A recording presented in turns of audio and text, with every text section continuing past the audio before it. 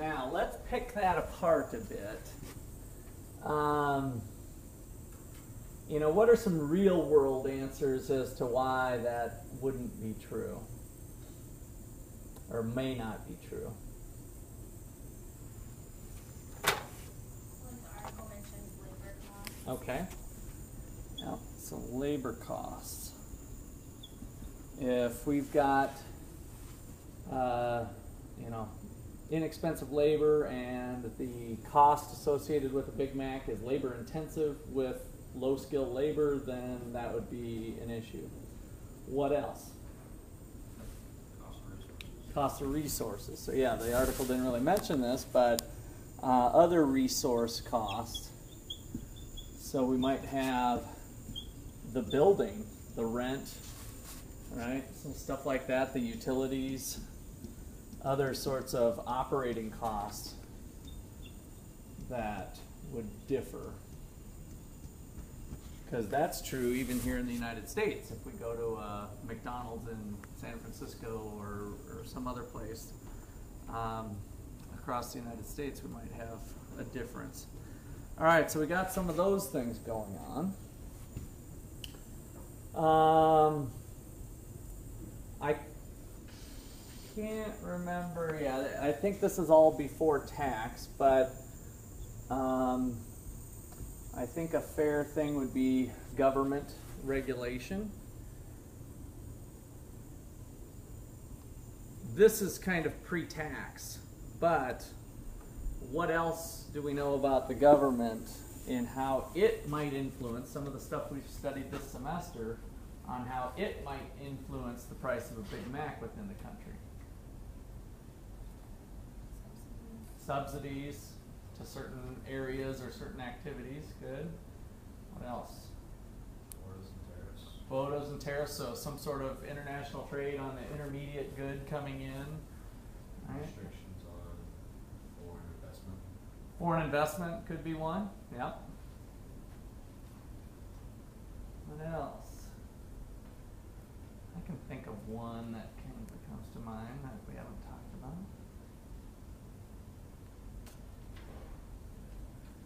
I can just see one in Bangladesh or in India versus the one here in Ottawa. What are some differences that the government might have had an influence on in terms of the design, the things that you see, the processes that take place to get your Big Mac into its box? Laws, labor standards. Okay, labor standards, right? So health and safety standards of what things have to be, what height the countertop needs to be at or whatever. In some countries, they don't have any of those laws, potentially, right? And so McDonald's might have came in and said, oh, well, this is the way we do it, you know, around the globe. But not necessarily every detail might not be done. I mean, if McDonald's thinks that some United States law is kind of stupid, but they do it because it's the law, but they really kind of protest against it, if they go to Bangladesh, they might say, screw it, we're not doing that one. I didn't like it in the first place. I don't think it really contributes to the health and safety standards of my product, so I'm not going to do it. So that sort of thing could be going on there as well. Okay, so with those sorts of things said, let's take a look at the data. They've built this thing. It's become kind of famous in the economics world here. This thing didn't even look close to this before. Oh, let's see. Gosh, I wish the screen didn't suck as much as it does. Let me try to increase a little bit.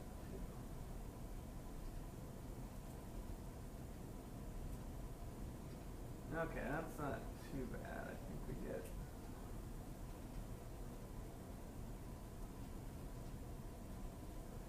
Okay, so they took the data set and allowed a bunch of interactivity with this little app that they've got built into the website. So as you start to roll over, it'll highlight different things with the country. So we're on the raw index right now. So let me go back to the United States, and down here it's got different years. Do you see how the data's changing? So I just highlighted 2003. So in 2003, the price of a Big Mac was $2.90. And the index, we're comparing all these currencies relative to the dollar, so this is like the base. So there's no percentage change. So actual exchange rate, implied exchange rate. And so what we can see is how the Big Mac has changed over time. So by 2004, what's that? So it fell out about $2 in inflation. Yeah, yep. So 10 years, $2. We've got, let's see, so what is that? Let's do that. 462 versus 290. What's the rate of appreciation of the Big Mac here? The inflation rate, Big Mac inflation. Yeah, pull out your calculator there. We got 290, 462 over 290 over the old number. What do you get? 59%. So if we do a simple thing and take that on average to over 10 years, it's about 5.9% inflation of the Big Mac over time. That actually surprises me. That's higher than what I would have expected it to be. I guess maybe that's because I'm a dollar menu consumer, because I'm a little cheap. I think I've told you guys my dollar menu trick, right? Well, does everybody remember that? Oh man, this is one of my golden secrets. So they came out with the dollar menu, and I like big burgers. And you know, one of the problems is it's a smaller deal. So I buy 2 McDoubles now. That used to be the double cheeseburger, but 2 McDoubles. And that runs me, of course, $2, and now they're inching up the price a little bit now, but yeah. So let's just call it $2 for simplicity. And then I open up the package, I tear off there's my patty, and I get 2 of these suckers. And I tear off whatever sticks the less. Sometimes it's the top bun, sometimes it's the bottom. But I basically throw those in the garbage can, and then I take the 2 and I squish them together. And I've got a nice quadruple burger, and it's a nice thick burger for $2. So that's been those hit the garbage can, and I just buy $2, and away we go. So I've never spent $4 at McDonald's for the most part. So I get a yogurt parfait, and I'm good for $3, and a water. Okay. So, yeah, that kind of surprised me. So, anyway, we got the Big Mac price going over time. Now, check out what's happening to the data set over to the right. This thing is measuring the expected appreciation or depreciation of the currency, calling it overvalued or undervalued relative to the US dollar. So, in 2013, the United States is right here, and so Norway in kroners has an effective price of $7.80 for that Big Mac. So the Big Mac runs $7.80, and if we compare that to the $4.62 that is in the United States, they're saying that it is 68% overvalued. The currency is overvalued by 68%. I think it's too high relative for purchasing power parity. Now, let's see. Who do we got in class here? We got a Switzerland, that's actually maxed, right? $7.14 overvalued relative. Brazil, Adam, comes in at $5.25. Let's see, what else we got? Well, here's Euro area, which probably covers a bunch of people. Still overvalued. Who's down here? New Zealand? It's right under the United States. Oh, it's real close. Oh, wow, it's such a little sliver here. So New Zealand's bumping right around. So this red line now is the United States to kind of compare to. And so New Zealand is bumping around on their rate relative to the got here? Japan's not better than Which one? Japan, one more down. One more. There we go. Japan. Undervalued. You can pick up a Big Mac for only $2.97 in Japan. So we got $2.97, 310 yen. But it's interesting because in 99 it was only 30. Yeah, so that's what's kind of fun to come back. And then if you, I think, oh, I have to go to Japan first, and then you can look at it change. Oh, here we go. This is what I was wanting to do. So we can also see how the whole country's changed. So Japan was overvalued, and then they also show you the rest of the countries along that time on where Japan was. So it's really cool how interactive they got it, how it switches around. Back in 99, and then you almost got up to par here again in 2010.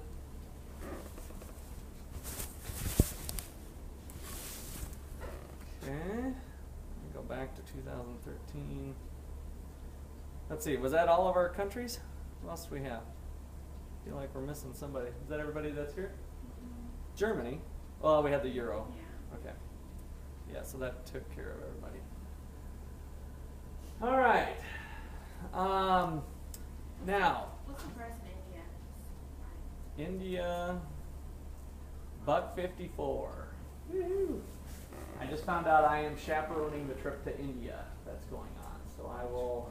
Now I'm really looking forward to it. I can buy the cheap, get the rupees going for $1.54. Yeah, and then that's the whole arbitrage concept that's supposed to keep this away, right? I can put a suitcase full of Big Macs, bring them back to the United States, and resell them for. I can undercut McDonald's by $4.50. Yeah, I don't know what. Yeah, it kind of has the Twinkie effect potentially. So up here, they've adjusted this index. So that was the raw numbers, and so they, for some of the reasons that we got here, of labor costs and other things, they did an adjustment for the purchasing power with GDP per person. Still relative to the United States. Yeah, I'm using relative, so this little thing with the base currency, we can look at all of this compared to the Chinese yuan. Just like that, everything changes on whether, and now we can look at the dollar versus the Chinese yuan or Japanese yen. And so here's the United States. Relative to the yen is the base currency. So they've made this thing pretty fancy over time. All right, so back to this adjusted index. So now we see the numbers are a little tighter, and your country might have switched around. So let's see, Brazil jumped up to the top now. So you were down here somewhere before, right? And so now with that adjusted index, it's showing that Brazil is, the currency is really overvalued, 72%.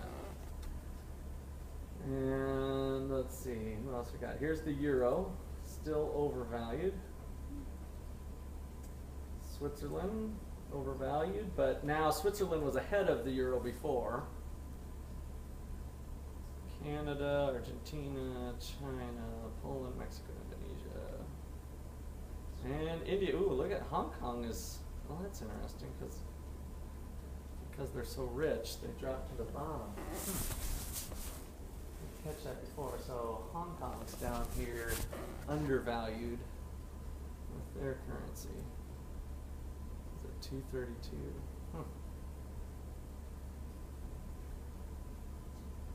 All right, so then with each one of these, you can freeze the country. I guess is kind of what we were doing by doing it on the left-hand side.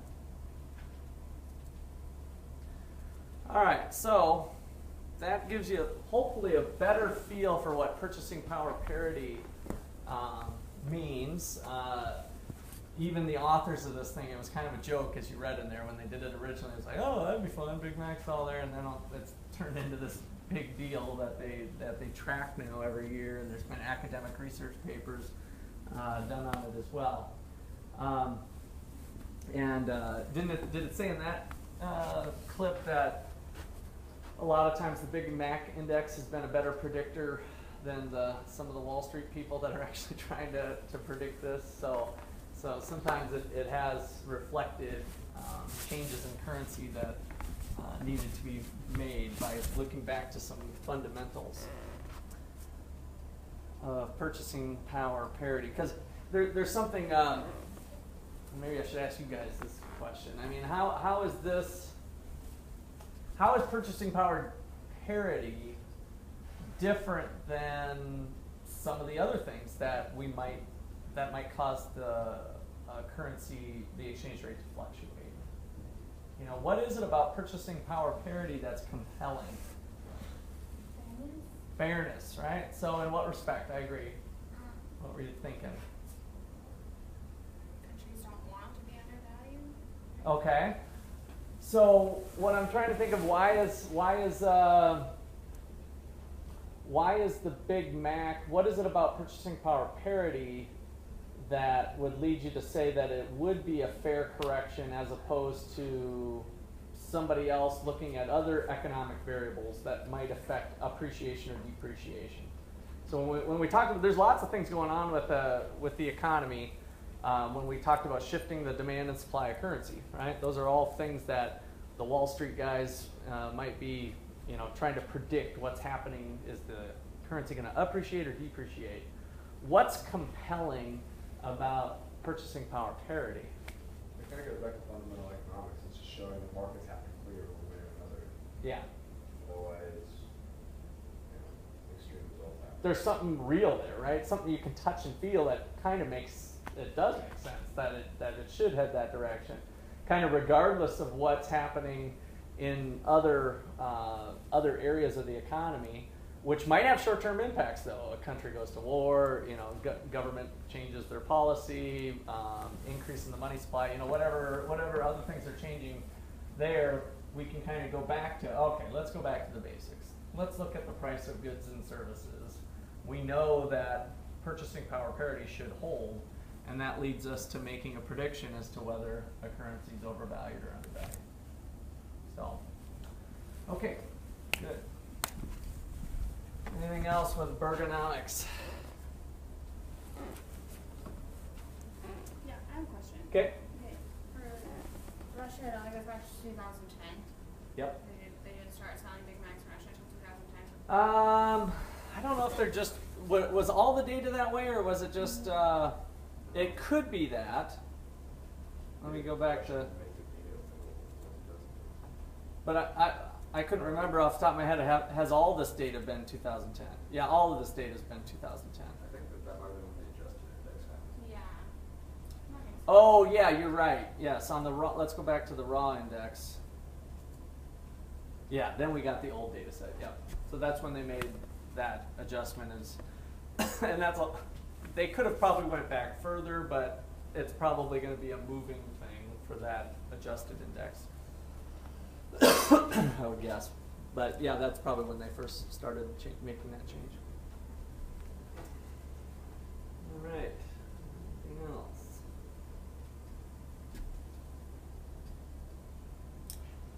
All right. So some fun with currency exchange.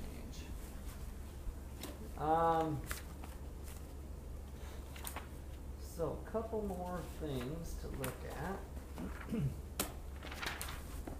I wanted to look, I'm gonna put this thing up.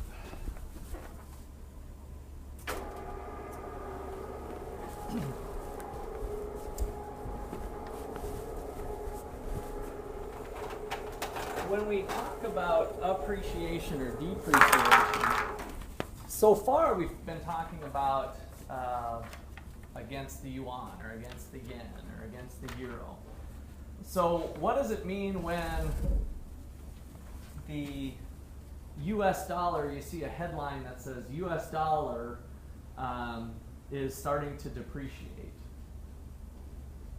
Like on the global market? Yeah, on the global market. What does that mean? Compared to most currencies, compared to all currencies. So my question that I want to tackle now is, how can we effectively evaluate general trends of appreciation / depreciation of a currency?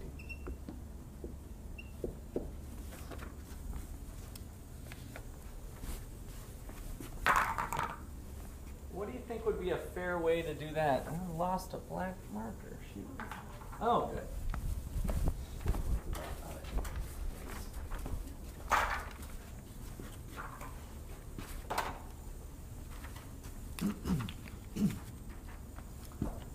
So imagine if we look at, for example, just to kind of motivate this, suppose there are 10 major currencies. And there's probably, hundreds, but let's just say 10 major currencies. How would we do it? What would be a fair way to say, how do we claim that the dollar is in general declining or depreciating? How could you claim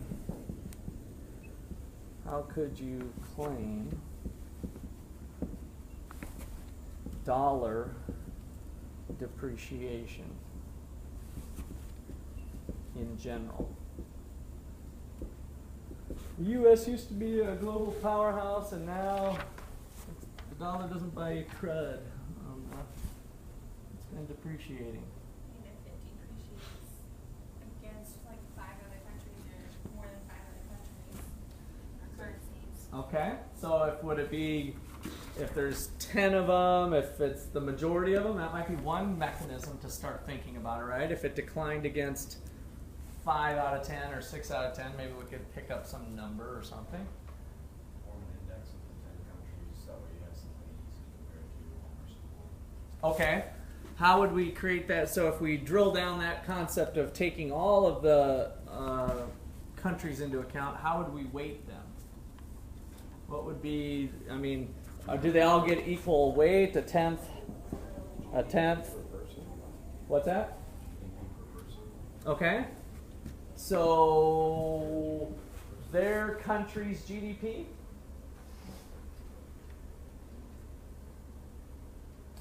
I like the weighting idea. So we've got,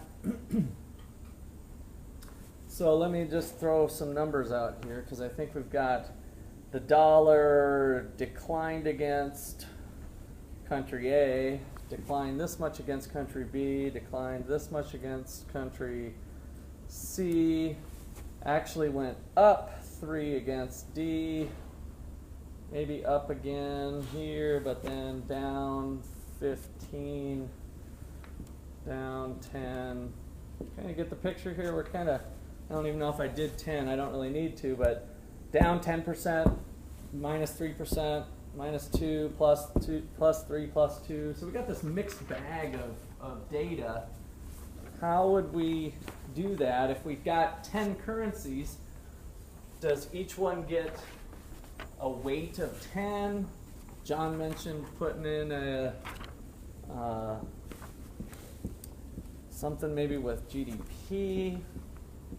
That would be what's going on with their country's wealth.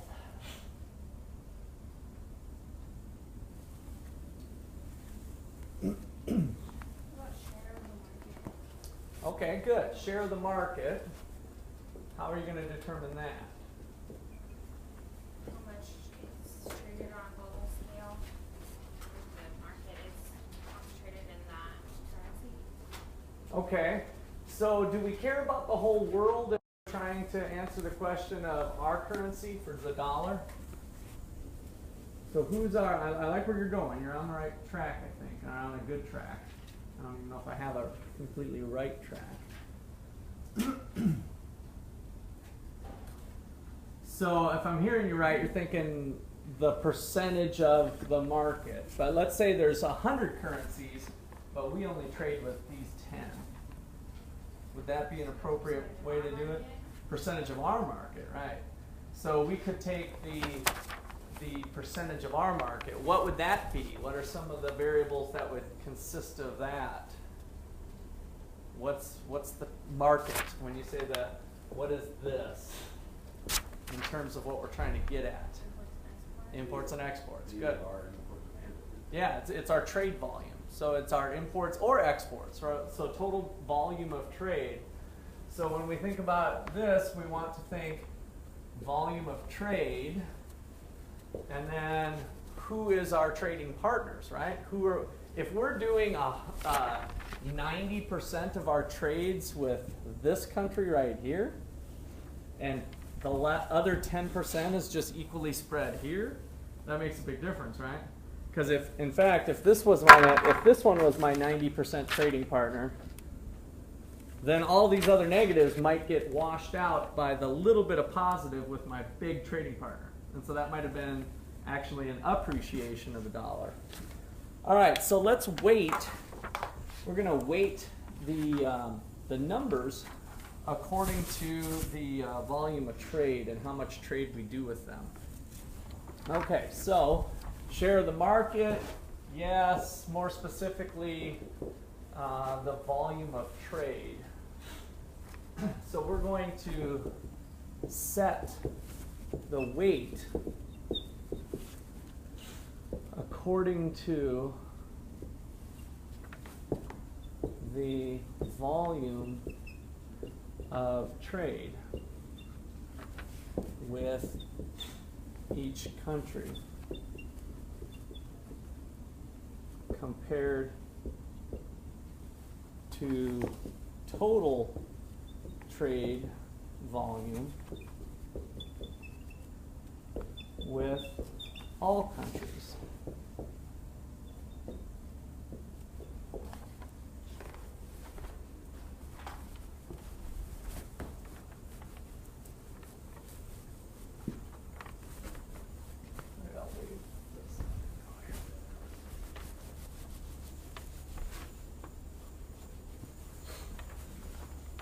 Okay, so we call this a trade-weighted index. Because it's really only our other trading partners that we care about. A trade-weighted index.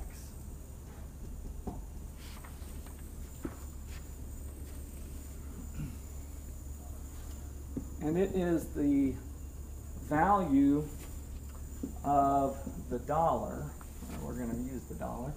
The value of the dollar measured against a basket of currencies,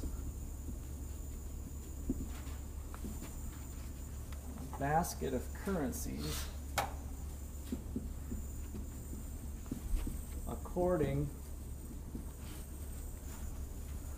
to the importance of trade with them, which is going to be trade volume, or the volume that we mentioned in the last thing.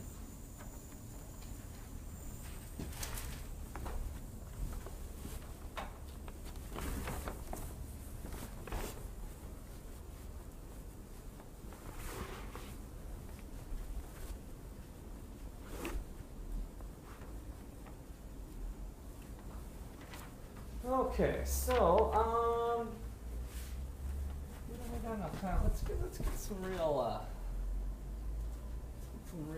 trade amounts. Probably could pick it off of this even.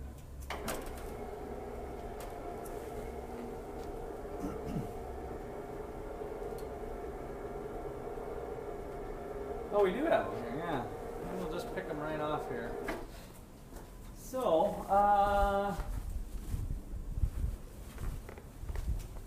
let's see. Taylor, come up here for a sec, please.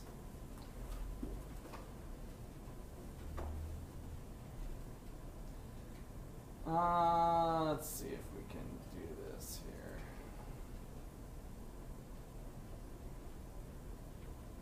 Okay, so let's pick 3 countries that we're working with.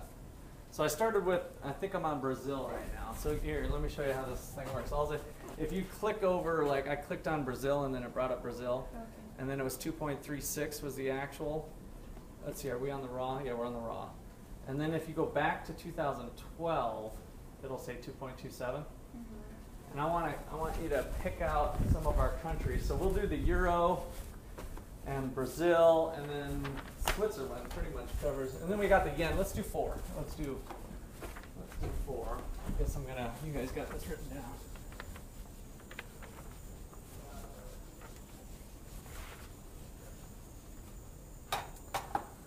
Okay, so the currency.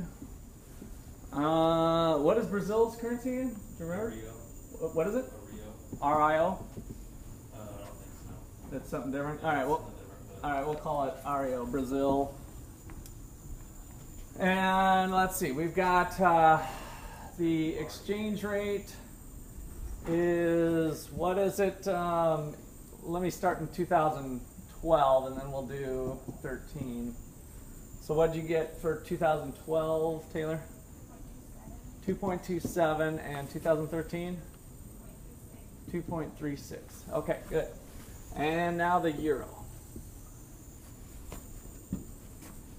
And we'll start with 2012 once you get there. 0.78.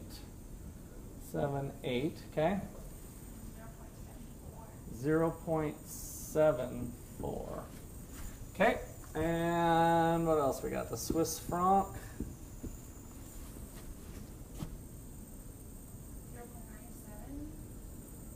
0.97. Okay, and 0.91. And then we'll do the yen.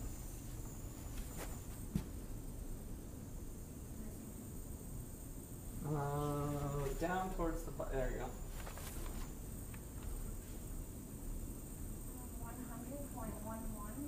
100.11. Okay. 104.25. Ooh, 104.25. Okay, so now you can take your seat. Thank you.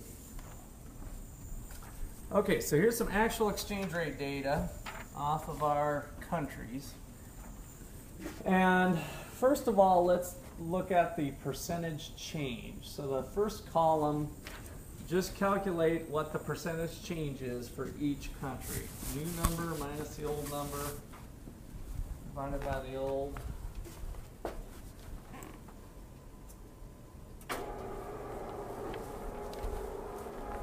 Maybe everybody take your own country, I guess, and tell me your answer. We'll double check each other's answers, but.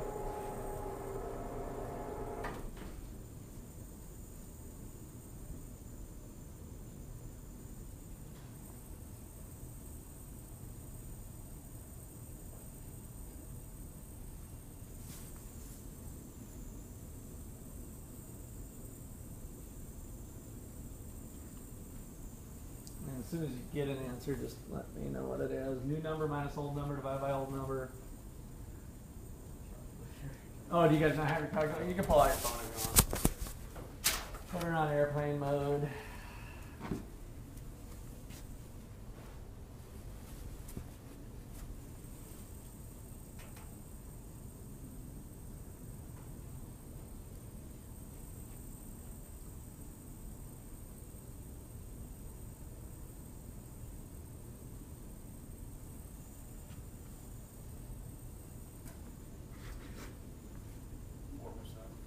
$4. 4%. And do it to 2 decimal places.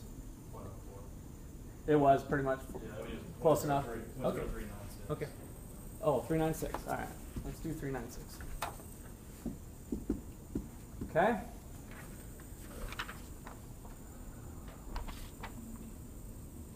So new number minus old number divided by the old number.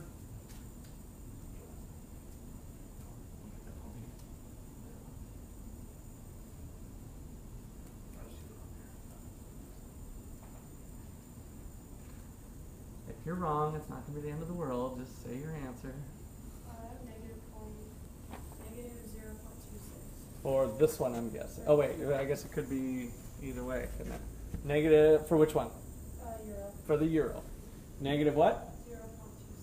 0.26. Okay, so 0.26 is that, and that is 0.26 of a percent, right? Yes. Okay. 4.14 per Right. 4.14. Okay. And that was a positive. I guess I put a dash there. And then we got the Swiss. 0.91 minus 0.97.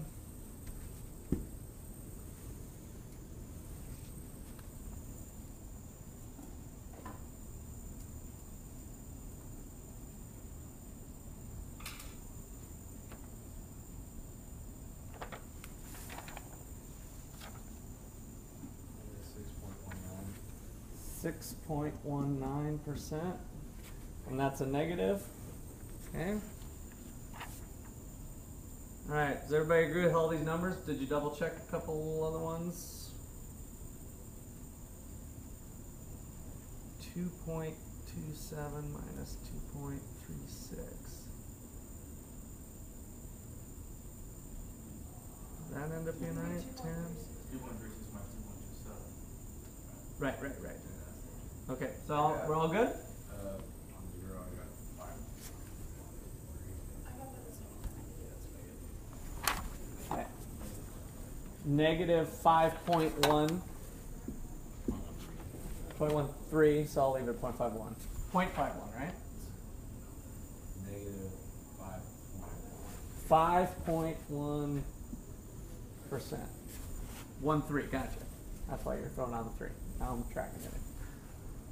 All right. Are we good with our numbers? Last call. Okay. So the next thing we need is their weights. So we're going to make that up. We could if we had more time, which we don't. We're going to put off our weight. So this is the volume of trade. So let's just say we've got 10% trade going with Brazil. Europe is the largest trading partner at 40%. And then we got, what do we got to make up here? 50 more percent. So Japan's a pretty good trading partner at 30 and 20. So the next step then is to take this number. By the way, is when it's a positive, was this appreciation of the dollar against the yen or depreciation? Appreciation of the dollar. Okay, so this was expressed in yen. I don't know what the yen is. Yen per dollar, 100 yen per dollar. Right. So now $1 buys 104 yen. So it got stronger. So there was appreciation of the dollar. So positive sign is appreciation. We depreciated here. So now take this number times this number, and we're going to have the weighted value. So everybody take the currency that they did, and we'll try to fast track this. So it's just 0.1. So take 0.1 times this. So 0.1 times this. What do we get there?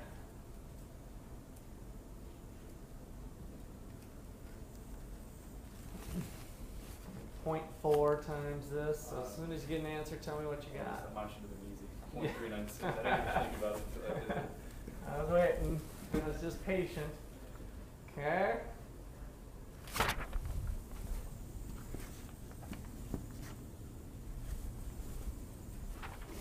What else we got? I know these are still going to be negative, so I'll put that in ahead of time. 2.052. And you were on euro? Yeah. 2.052. Okay. Negative 1.238. Okay. That's a funny looking 3. Last one for the yen. You didn't have a calculator, Gene? 1.242. 1.242. All right, so these are just percentages off of this, right? So what's the next step to do here? This is the weighted value associated with each one of their appreciation, depreciation. Add them up. That's all it is. Just add these up. And what we get, remember these are negatives, so we're going to get the overall action of the dollar here if these were our trade volumes.